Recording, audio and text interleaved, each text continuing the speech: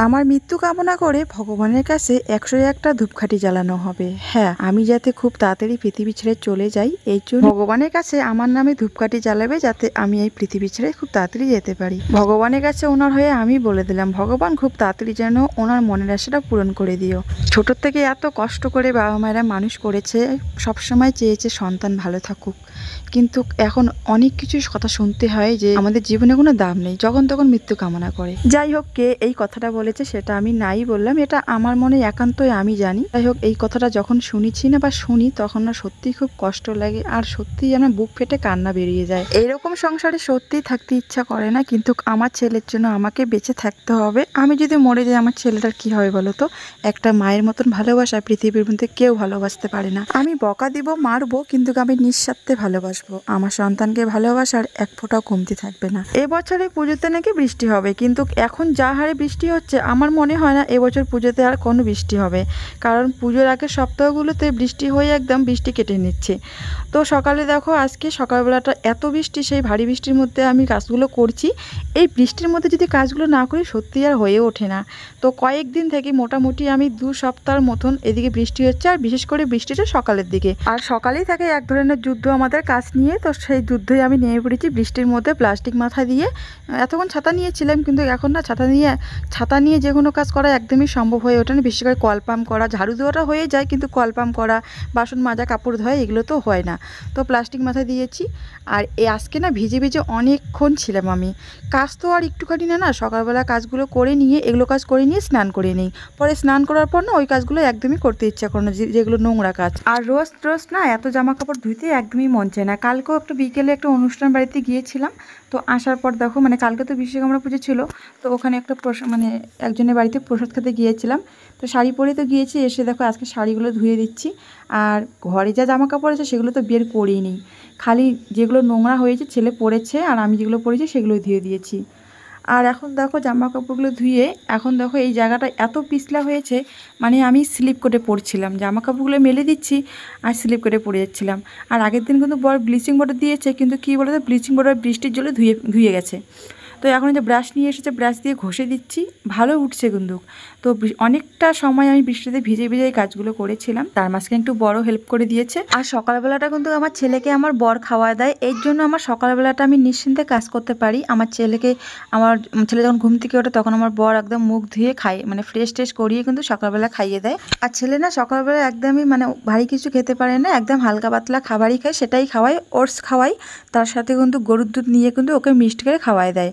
এই জন্যই মানে সকালের সময়টা অতটা আমার মানে নিশ্চিন্তে কাজগুলো করতে পারি। তারপরে তো স্নান টান করে এসে আমি ভাত বসিয়ে দিই, তারপরে ছেলেকে আমি তখন ভাত খাইয়ে দিই, কিন্তু সকালবেলাটাও ওটস খায়। আর এসে আজকে একটু সুজি বানিয়ে নিলাম, আমরা তো সকালবেলা কিছু খাবো, ছেলের তো খাওয়া দাওয়া হয়ে গিয়েছে, ওর পাপাকে খাইয়ে দিয়েছে, এখন আমি একটু সুজি বানিয়ে নিলাম। সকালবেলা আজকে সুজি মুড়ি খাওয়া হবে। রোজ তো লাল চাগুলো খাই, আর দুধ চা তো এখন খাওয়া বাদ দিয়েছি, মানে এত শরীরের সমস্যা, ওই জন্য মানে ঠিক করে নিয়েছে দুধ চা সকালবেলা দিয়ে খাবো না, যদি খাই সন্ধ্যাবেলা একটু করে খাই, কিন্তু এরপরও না খেতে ইচ্ছা করে না, এখন না মিষ্টি কোনো কিছু খেতেই পারি না। আর কিন্তু সুজিটার মধ্যে কিন্তু মিষ্টি আমি কম করে দিয়ে রান্না করেছি।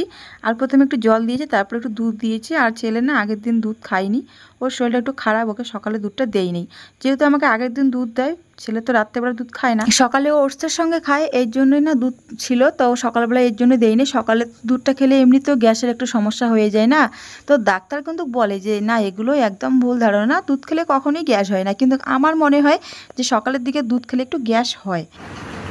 কেন কান্না করছে?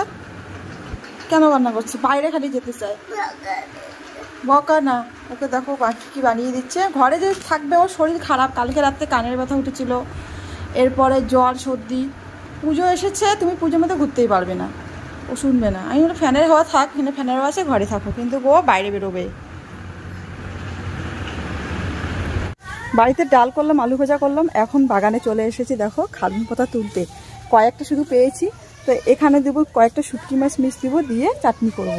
এর জন্য বাগানে এসেছি। এটা এই পুকুরের মাছে কিন্তু আমরা খাই, এই ধারে ধারে হয়েছে, তো তুলে নিয়ে গিয়ে বাড়িতে চাটনিটা করব। ঠিক আছে, দেখি কতটুকু পাওয়া যায়, ততটুকু দিয়েই হবে। আর এই গাছগুলো না একদম গুনে গুনে হয়, একদম মানে মানে এক জায়গায় যে থাকবে সেটা হয় না। কচু শাক যেমন এক জায়গায় থাকে, একবারে গেলে ওখানেই পাওয়া যায়, কিন্তু এই গাছগুলো এরকমই হয়, মানে একদম ছাড়াছাড়ি হয়ে যায়। তো দেখো এখানে একটা ওখানে একটা, আর বিশেষ করে আমরা বেশিরভাগ এই শাক পাতা খাই, তো তাই না বাড়ির আশেপাশে কোনো শাকে আর বড় হতে পারে না। ছোট থাকাকালীন আমরা নিয়ে এসে রান্না করে নিই। তো আমরা ভালোবাসি যেহেতু খেতে, আমরাই কিন্তু বেশিরভাগ খাই বাড়ির মধ্যে, আর কিন্তু ওরা কেউ যায় না।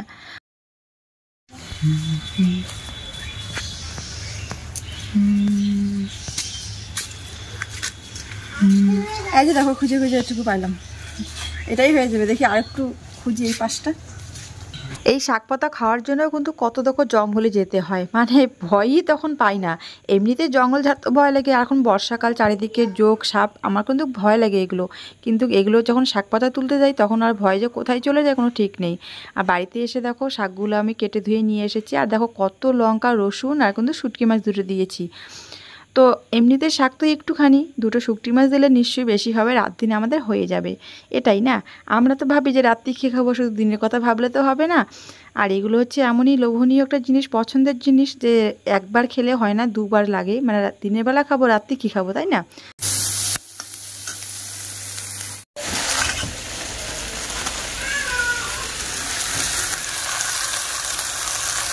চারিদিকে কত কথা শুনতে হয়, তাই না? এরপর আবার নিজের সংসারে ভালো মন্দ থাকে, আমরা তো ভাবি যে রাত হলে আমরা সংসারটা কীভাবে চালাবো, তাই না?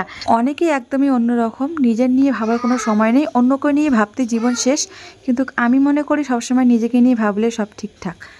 মানে নিজের সংসার নিয়ে ব্যস্ত থাকো, নিজের কাজবাজ নিয়ে ব্যস্ত থাকো, অন্যরা কি করলো না করলো সেটা দেখে তো লাভ নেই, নিজে কি করলাম সেটা দেখি না। জীবনটা তো আমার, আমি কষ্ট দুঃখ যদি পাই সংসারে সেটা আমি ভোগ করব, অন্য তো ভোগ করবো না। তো নিজের সংসার নিয়ে ব্যস্ত থাকে আমার মধ্যে ঠিক। আর সত্যি কথা বলতে, আমি কাজবাজ করে সংসারে কাজবাজ করে বাচ্চা সামলে ভিডিও পোস্ট করে ভিডিও এডিট করে সময় মতন ভিডিও দিয়ে আমি সত্যিই কারো পেছনে লাগার আমি সময় পাই না, আমি চাইও না। আমি একা ঘরে থাকি, একা আমি শান্তিপূর্ণ থাকি, আমার নিজের কাজ নিয়ে সবসময় ব্যস্ত থাকতে চাই। এগুলোর জন্য জানো, আমার অন্য মানুষের সঙ্গে কলকাঠি মারা আমার একদমই পছন্দ না, আমি নিজের মনেই থাকতে সবসময় পছন্দ করি। যাই হোক, আমি একমাত্র বাবার বাড়ি ছেড়ে কোথাও যাই না, আমার বন্ধু বান্ধব কেউ নেই, থাকলেও আমি কারোর সঙ্গে কোনো যোগাযোগ এই মুহূর্তে করছি না, কারণ আমার ছেলেকে একদম সময় আমার ফুলফাল দিচ্ছি, ওই আমার সব। ওকে ভাত দিয়ে দিলাম, আর এখন আমি বাকি কাজগুলো করে নিব। রান্নাঘর পরিষ্কার হয়েছে, কিন্তু বাসনপত্র আমার মাজা ঘষা হয়নি। তো ওকে খেতে দিই। আর ওর গাড়ি হচ্ছে খারাপ, ও গাড়ি নিয়ে যেতে পারবে না, ওর গাড়ি ঠিক হবে তারপর। তো একটু পরে যাবে, খেয়ে দিয়ে ওর গাড়ি ঠিক করতে যাবে, করে কালকে সকাল দিয়ে গাড়ি চালাবে। ঠিক আছে, আসো তুমি। ডাল, আলু ভাজা আর খারগুন পাতার বাটা, সাথে কিন্তু শুটকি মাছ দিয়েছি।